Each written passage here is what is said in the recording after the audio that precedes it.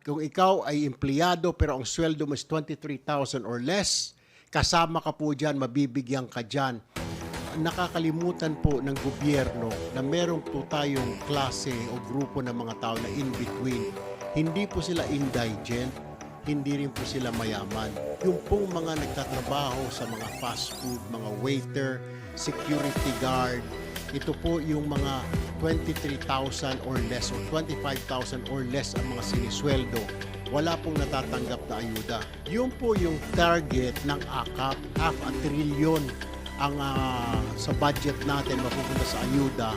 Pero nakita ko ho na puro nakasentro po sa indigent. Wala po siya para doon sa mga kababayan natin na may mga trabaho, mga rider ng Grab, mga driver ng angkas.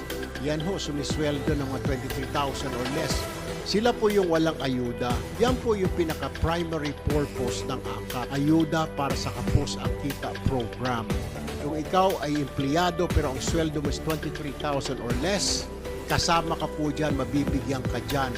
Pero I heard daw na nagagamit po ito sa pang suhol, para sa pirma, hindi ho ganun yung idea po nitong AKAP